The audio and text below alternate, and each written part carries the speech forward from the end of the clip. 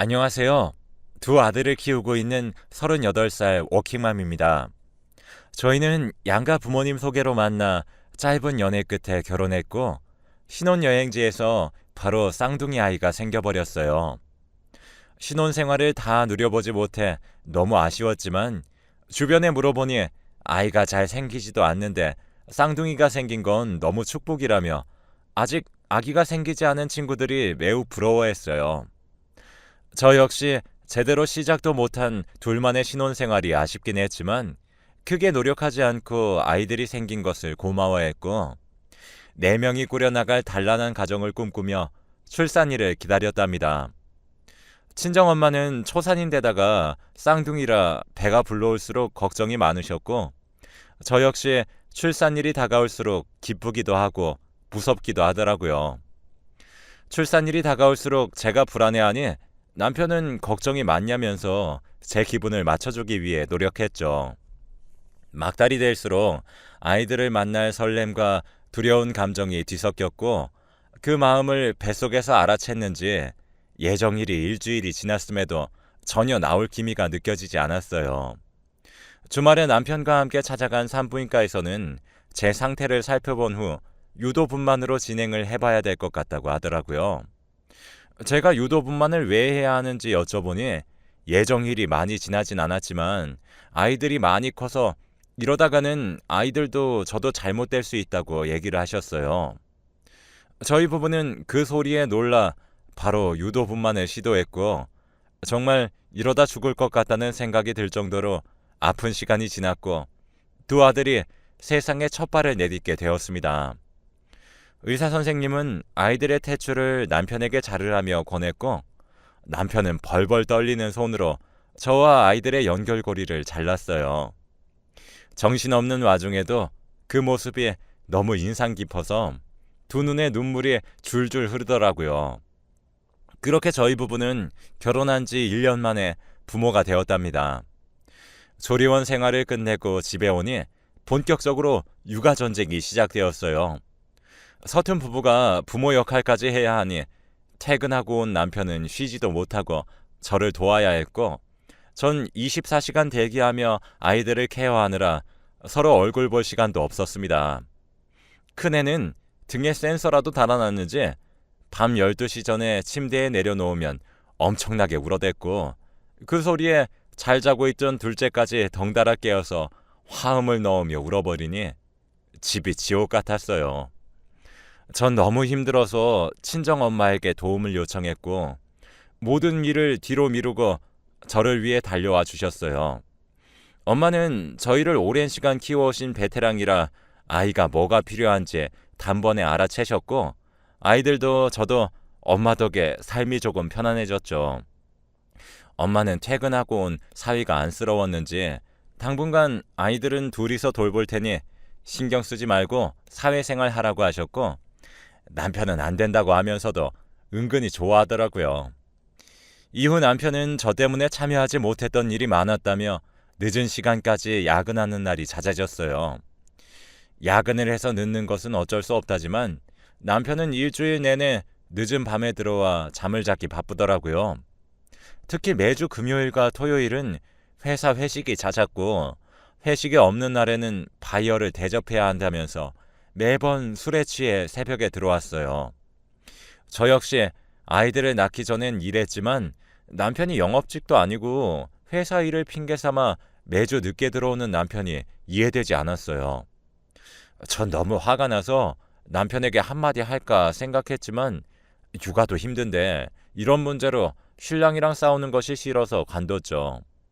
대신 답답한 마음을 엄마에게 모두 털어놨더니 엄마는 제 얘기를 다 들으시고, 최서방이 자식들까지 태어나니 회사 일을 더 열심히 하나 보네 라고 하시며, 아이도 태어나고 부양해야 하는 가족이 생기면 남자들은 안정적인 가정을 꾸리고 싶은 욕구가 늘게 되어 있어. 너도 알겠지만 최서방이 요즘 남자들 같지 않게 얼마나 얌전하고 반듯하니? 네가 애 키우느라 답답하고 지친 건 알지만 최서방의 마음도 들여다 봐줘라 라고 하셨습니다. 한숨은 나왔지만 엄마의 얘기가 맞는 것 같아 마음을 다잡았어요. 엄마는 이후 남편에게 시간 여유가 있을 때 장을 같이 봐야 할 것 같다며 따로 신랑을 불러내셨고, 둘이 무슨 얘기를 했는지 일주일 내내 늦은 시간에 들어오던 남편은 퇴근 시간에 맞춰서 집에 바로 오는 횟수가 늘었죠. 일주일에 3일 정도는 일찍 퇴근해서 아이들 얼굴도 봐주고 조금이나마 아이들을 함께 보살피기 위해 노력해주는 모습을 보니 일도 힘들 텐데 절 위해 노력해주는 남편이 예뻐 보이더라고요. 그렇게 6개월이라는 시간이 빠르게 지나갔어요. 아이들이 5개월이 되자 아이들을 따로 재우는 훈련에 돌입했고, 처음에 미친 듯이 울던 애들도 이내 포기했는지 일정 시간이 되면 포기하고 잠을 자더라고요. 그렇게 노력하니 7개월 차에 아이들의 수면 훈련에 성공했고, 드디어 안방에서 남편과 단둘이 잘 수 있게 되었어요. 아이를 키우면서 그동안 손 한 번 제대로 잡을 수 없었는데 드디어 둘만의 시간이 생기니 마음이 설렜어요. 그런데 남편은 피식 웃으며 피곤하다며 그대로 자버렸어요. 다음날 아무렇지 않게 신랑은 출근했고, 그래서 엄마한테 아이들을 부탁하고 20년 지기 친구에게 점심을 먹자며 불러냈고, 오랜만에 자매같이 지내던 친구와 오붓하게 밥을 먹으니 아이들이 신경 쓰이긴 했지만 처녀 시절로 돌아온 것 같아 기분이 좋았죠. 그 친구는 20대 후반에 결혼한 인생 선배이기도 해서 어제 남편과의 일을 솔직하게 털어냈어요. 친구는 네가 밀어내는 건 당연하고 남편이 밀어내니 섭섭하다고? 라고 하면서 제가 엄청 이기적인 사람이라고 하더라고요. 아무리 육아가 힘들어도 남편을 먼저 챙길 줄 알아야 된다는 친구 얘기에 그동안 제가 신랑에게 너무 소홀했구나 싶어졌습니다.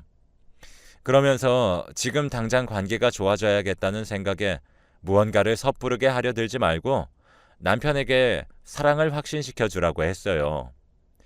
친구의 조언을 받은 그날부터 저는 남편이 좋아하는 음식을 차려주고 남편과의 대화 시간을 늘려가며 다시 친해지기 위해 최선을 다했습니다. 달라진 저의 모습에 신랑은 엄청나게 어색해하더니 꾸준히 노력하니까 그 모습이 예뻐 보였는지 마음을 조금 열더라고요. 남편은 기분이 좋아졌는지 저와의 시간을 늘려주었고, 저 역시 관계의 변화가 생겨 못다 이룬 신혼의 달콤함을 찾는 것 같아 좋았습니다. 그렇게 관계가 달콤해진다 생각이 들 때 남편은 제게 의논할 것이 있다며 맥주 한 캔을 제게 건네며 자리에 앉더군요. 신랑은 팀을 이루어 함께 움직이는 업무를 주로 하는데 작년보다 회사 실적이 조금 떨어졌다며 앞으로 팀워크 향상을 위해 일요일마다 각 팀이 모여 시간을 보내기로 했다는 겁니다. 전 그 얘기를 들으니 기분이 좋지 않았죠. 매주 금요일과 토요일은 바이어를 대접한다고 술을 마시고 들어오고 평일에 이틀이 멀다 하고 야근까지 하는 상황인데 일요일까지 회사에 반납해야 한다니 너무 섭섭하더라고요. 그런 제 표정을 읽었는지 신랑은 바이어들과 만나는 시간을 팀원 하나와 나누겠다고 저를 위로해 주었고, 전 납득은 되지 않았지만 회사의 결정이니 그 얘기를 따르기로 했어요. 이후 저희는 신혼으로 돌아간 것처럼 남편이 일이 없는 날은 아이들을 일찍 재우고 술 한잔 기울이며 시간을 자주 보냈어요. 남편과의 사이가 가까워지니 비록 독방 육아의 시간이 길어졌지만 삶의 만족도는 조금이나마 오른 것 같았죠. 그렇게 몇 달이 흘렀는지 남편 팀원 중 한 분이 결혼을 하게 되었고, 예식 장소가 제법 멀어 오랜만에 신랑 차를 타고 이동하기로 했습니다. 전 아이들을 태우기 위해 제 차에 있던 카시트를 꺼내어 남편의 뒷좌석에 태우고 있었어요. 그런데 작은 귀걸이가 떨어져 있더라고요. 전 그 귀걸이를 남편에게 주며 차에 누굴 태웠는지 물어봤어요. 남편은 귀걸이를 쓱 보더니 이번에 새로 들어온 신참이 차가 없어서 저번 주에 같이 움직였는데 그때 떨어뜨린 것 같다면서 남자애가 뭔 이렇게 반짝이는 걸 좋아하는지 모르겠다고 하더라고요. 시대가 많이 변하여 남자들도 길을 많이 뚫는 것도 알았고 남편 회사가 고지식한 분위기가 아니라서 머리로는 그럴 수 있다는 생각이 들었지만 마음으로는 잘 받아들여지지 않더라고요. 전 그게 자꾸 생각이 나서 며칠 뒤 남편에게 아이들 물건을 차에 흘린 것 같다는 핑계를 대고 열쇠를 받아 주차장으로 내려왔어요. 자동차에 타 조수석을 꼼꼼히 살펴보았지만 특이한 점은 없었고 괜한 의심을 했구나 싶었던 그때 이상하게도 내비게이션이 보고 싶더라고요. 내비게이션의 최근 목록을 보니 특이한 점이 없어 보였어요. 누구보다 반듯하게 살아온 것을 잘 알면서 남편을 제가 괜히 의심한 것 같아 미안하던 찰나 이상한 것을 발견해 버렸죠. 남편은 3주 전에 회사 동료들과 산에 간다며 짐을 꾸렸었는데 제가 어디로 가냐 물어보니 산 이름이 기억이 안 난다면서 강원도 쪽이라며 일찍 출발해야 된다는 것 말고는 기억이 나질 않는다고 했었거든요. 그런데 내비게이션을 보니 강원도에 있는 고몰이라는 곳에 갔던 흔적이 있더라고요. 저희가 살고 있는 서울에서 강원도를 갔다가 고몰이까지 가는 길은 생각보다 멀었어요.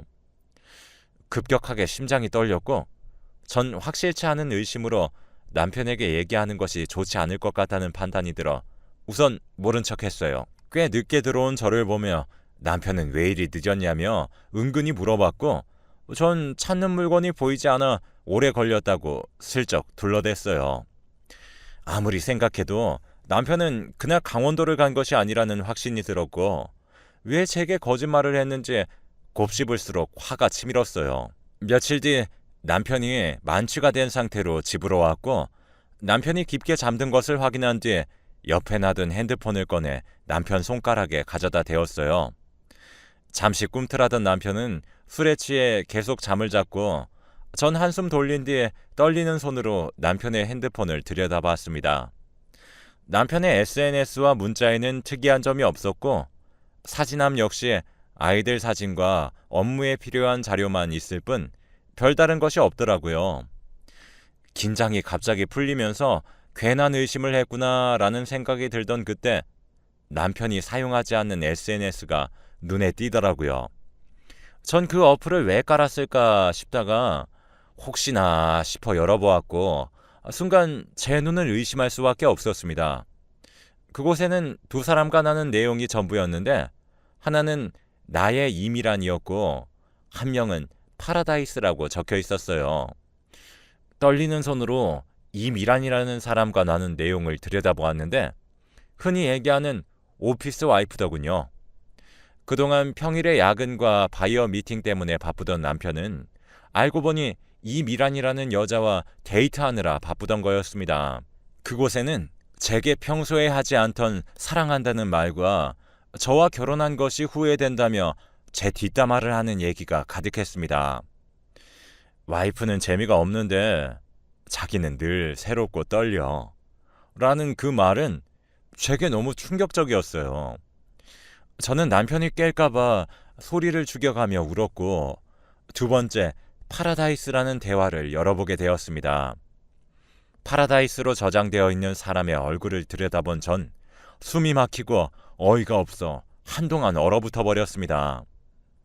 파라다이스의 정체는 바로 제 오랜 절친인 수아였거든요. 수아와의 관계는 꽤 오래된 것 같았어요. 저와 떠났던 신혼여행에서도 수아가 그립다며 연락을 주고받았고 죽을 때까지 놔주지 않을 거라는 내용이 적혀 있었어요. 온몸에 피가 식으면서 소름이 끼쳤고 잠자고 있는 남편을 당장이라도 죽여버리고 싶은 충동이 들었습니다. 하지만 전 그 와중에도 남편과 잘못되면 쌍둥이 아들들을 혼자 키울 생각이 먼저 들었고 경력이 단절된 저로서는 남편과 이혼하게 되면 홀로 아이들을 감당해야 한다는 걱정에 화조차 내지 못하겠더라고요. 그런 제가 너무나 한심했지만 우선 생각의 정리가 필요한 것 같아 두 여자와 나눈 대화 내용을 제 핸드폰으로 전송한 뒤에 남편에겐 내색하지 않기로 했습니다. 남편은 제가 핸드폰을 봤을 거라는 생각은 전혀 하지 못했고 그렇게 2달여간 남편이 만취가 되었을 때마다 입에 담지 못할 내용이 담긴 새로운 대화 내용을 제 핸드폰으로 전송했습니다. 전 아무리 생각해도 남편과 살아갈 용기가 없었고 누구에게 도움을 요청할지 고민이 앞서더라고요. 엄마에겐 차마 얘기할 용기가 나지 않았고 고민 끝에 한 가지 계획을 세웠죠. 전 수아에게 오랜만에 주말에 아이들과 놀러 가자며 깨어내었고 남편에게는 친했던 직장 동료가 저에게 스파 펜션을 예약해 주었는데 마침 친정에 갈 일이 있어 못 갈 것 같다며 유명한 곳이라 토요일은 예약이 어려워 가고 싶지만 여건이 안 될 것 같다며 예약을 취소해 달라고 부탁을 했어요. 남편은 시큰둥해하면서 알겠다고 일요일이라 친정에 같이 가주지 못한다며 제게 미안하다고 하더군요. 그렇게 수아와 약속한 주말이 다가왔고 저는 마음을 삭히며 수아와 유명한 관광지와 맛있는 커피숍도 다니며 한나절을 보냈습니다. 그렇게 여유를 즐기다 저녁이 다 돼서야 예약해둔 펜션을 향했죠. 저녁에는 바비큐를 준비했어요. 제가 예약해둔 펜션은 개인 바비큐가 되지 않아 다 같이 모여서 먹어야 했고 저는 미리 나가서 여유롭게 먹자며 미리 수아를 데리고 나갔어요. 소주를 기울이며 마음속으로 칼을 갈고 있던 그때였습니다. 한 여성이 아주 익숙한 남자랑 꽁냥거리면서 바베큐장을 향해 들어오더라고요. 술을 마시던 수아는 그 모습을 보고 얼어버렸고 수아와 눈이 마주친 남자는 이내 절 보더니 그 자리에서 굳어버렸습니다. 이상함을 느낀 여자는 절 보더니 뒷걸음질 쳤고 저는 묘한 웃음이 새어나오는 걸 멈출 수 없었답니다. 남편은 버벅댔고 전 수아와 그 여자를 보며 말을 이어나갔어요. 저 남자가 가지고 싶었으면 둘 다 말을 하지 그랬어. 난 저런 불량품 안 가질 거거든. 둘이서 한 남자 잘 공유해가면서 살아. 아, 참, 수아야, 그거 아니? 네가 내 남편이랑 나눈 대화 내용 내가 네 남편한테 보냈어. 아마 10분 내로 여기 도착할 거야. 이건 내가 주는 선물이야. 그리고 이제 우리 마주치지 말자. 제 얘기에 수아는 길길이 날뛰었고 모든 것이 오해라며 제 손목을 잡는 남편을 뿌리친 뒤에 그대로 시댁으로 향했어요. 그리고 시부모님께 모든 사실과 인쇄해둔 대화 내용을 보여드렸고 충격을 받은 시부모님은 제게 연신 사과를 하시더라고요. 이후 전 단합을 중시한다는 남편의 회사 사이트에 그동안 신랑과 불륜을 저지른 이미란이라는 사람을 고발했습니다. 이미란은 절 명예훼손으로 고발하겠다고 했고 저희 쌍둥이들을 걸고 협박 전화를 했고 신랑은 이렇게까지 해야겠냐며 제게 욕을 하더라고요. 그러면서 저랑 사는 순간이 얼마나 지루했는지 아냐며 살아주는 것만으로도 감사하게 생각해야 되는 것 아니냐며 자신의 등에 칼을 꽂냐고 이러고도 네가 잘 살 수 있을 거라고 생각하느냐며 화를 내더라고요. 한참을 화를 내던 남편은 애들이 무슨 잘못이 있겠냐며 자신이 잠시 생각에 짧았었다고 한 번만 기회를 달라고 태도를 바꾸더라고요. 저는 남편에게 너의 파라다이스가 지옥에서 기다리고 있을 거야 라고 친절하게 설명한 뒤 전화를 끊어버렸네요. 이후 남편과의 대화를 거부했고 모든 절차를 변호사에게 맡겼답니다. 가정을 등한시한 채 두 여자와 만나던 남편은 모든 것을 잃었고 전 아이들을 키우기 위해 워킹맘의 삶을 선택했습니다. 이런 일을 제가 겪을 수 있다는 생각을 해본 적이 전혀 없었고 늘 반듯해 보였던 남편의 불륜은 제게 큰 상처를 가져다 주었지만 그 상처는 저를 강한 여자로 성장시켜 주었으니까요. 앞으로 아이들에게 더 멋있는 엄마가 되기 위해 노력을 해보려고 합니다. 긴 글 읽어주셔서 감사합니다.